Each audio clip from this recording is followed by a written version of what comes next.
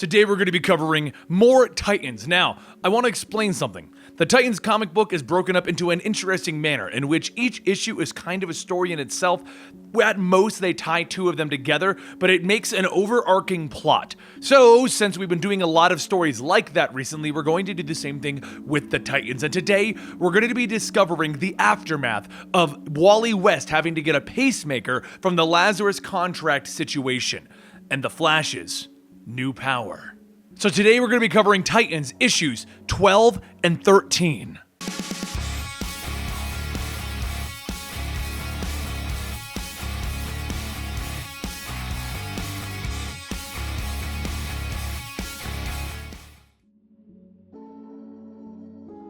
When we last left off with the Titans, Mal and Karen Duncan visited Meta Solutions to look into having options about removing their meta powers. However, Meta Solutions turned out to be a hive organization that was just trying to remove their powers, banking them to give to other individuals. In the end, though, Karen's memories were taken, and her memories might be the key to unlocking Alpha-class meta powers. The heroes then joined up for the crossover with the Lazarus Project, in which Deathstroke gained Speed Force powers and was able to run as fast as the Flash. In order to stop all of that from happening, they had to give Wally West a heart murmur. At the Rikers Island Correctional Facility in New York, Lilith Clay visits a particular inmate to shed some light on Karen Duncan's missing memories. The man that she has come to see was the man who had stole those memories, Simon. As Lilith sits down, she says that they're in a psi-dampened chamber, so anything that they say here will not go out to any of his friends, and he smiles, telling her telepathically that she looks a bit strained. Just looking at her thoughts, he can see things that have been pretty rough. Lilith says that this isn't the case anymore. They stopped at Deathstroke. And Simon tells her, no, it's more than that. You and your little friends are coming apart at the seams. Perhaps we should look. Images of Donna appears and he says that she's worried about her. Donna having just found out that her life was all a lie, a magical construct engineered as a counteract to Wonder Woman. There's more than that though. The boy, Roy, has taken a liking to Donna and he's having a hard time telling her how he feels. Then there's her and the one called Garth. They too share an intimate moment. Oh my.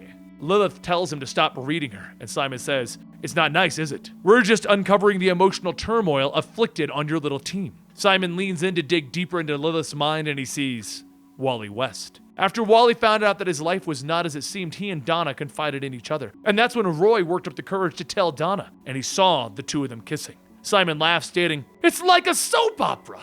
And you're just a counselor for a group of maladjusted young adults." The Titans pride themselves in their bonds and friendships, but it is in fact their weakness, the feelings that will tear them apart in the end. Simon laughs again, stating, "Maybe we should take a look at who you really are." More images begin to flood, and Simon sees Karen and says, "Ah, of course, my old friend Karen Duncan." Lilith asks, why did they steal Karen's memory engram? Who did they send it to? And Simon tells her Mrs. Duncan's mind simply contained valuable things that Hive can use, and she cannot manipulate his mind. She can barely manage the minds of her teammates. That's when Simon speaks, stating, "It's all gonna fall apart, and you know that. That's why you're called Omen, right?" She begins to tell him that it's her code name, and Simon stops her, telling her, "No, you're an Omen, a warning. The question is, what are you an omen of?" Lilith tries to say that she doesn't, but Simon cuts her off, telling her to think. She has a specific warning, and that's why she exists. Suddenly, though, Simon's tone changes, one of concern, and he says, "For a long time now, I've had a premonition that there's a threat coming, a terrible darkness, and you are an early warning of that danger.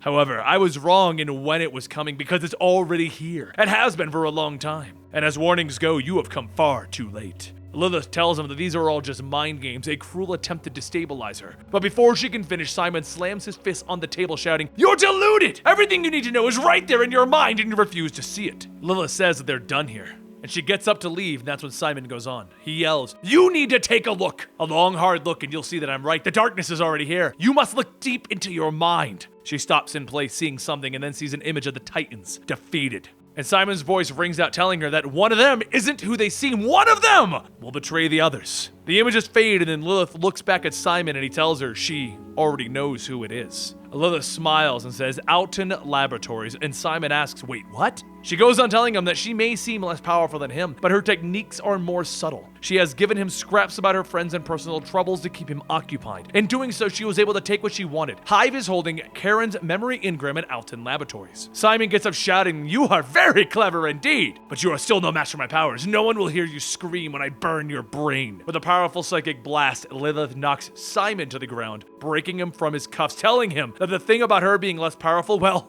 that was a lie. And so, the Titans set out to search for Karen's memories, but all the while, Lilith questions who will betray them. Who is it that she can truly trust?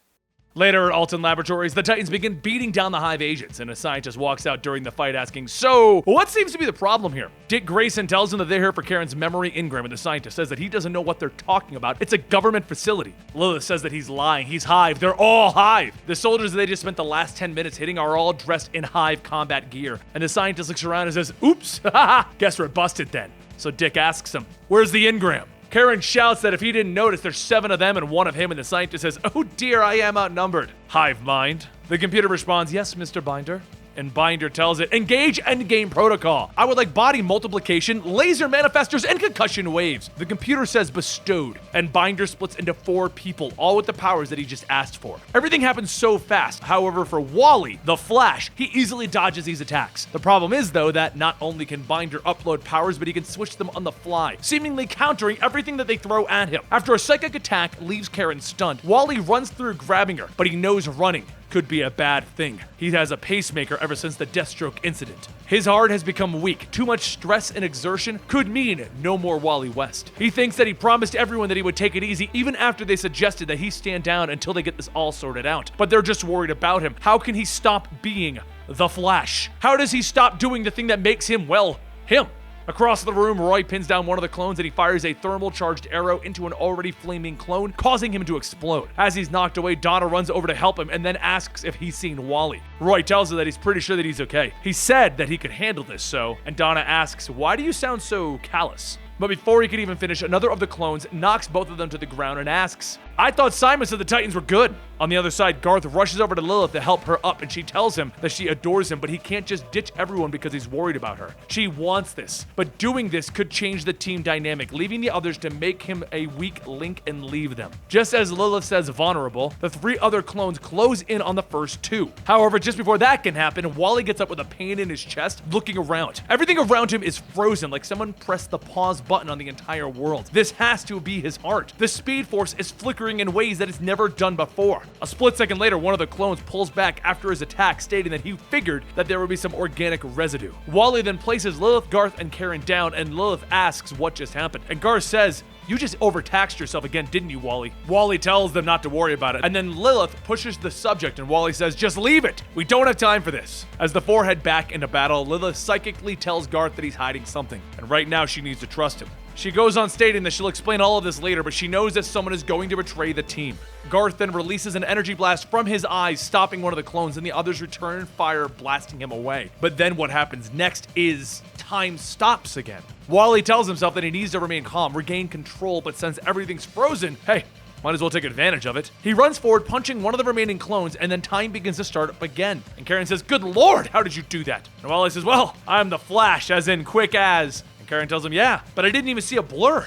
Once everyone is tied up, Dick goes to the lab's computer to look for Karen's engram, which he can clearly see is not there. What he did find, though, was that it was removed just before they arrived, which means Hive was ready for them. The only way that could have happened is if one of them leaked the information. So how did Simon turn Lilith against the Titans?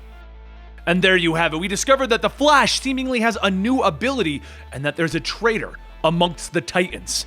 Make sure you subscribe to the channel and click the little bell notification button to know when the next video goes live, and we'll be coming back with the betrayal of the Titans very soon. Because trust me, this story gets really good if you're a fan of the Titans.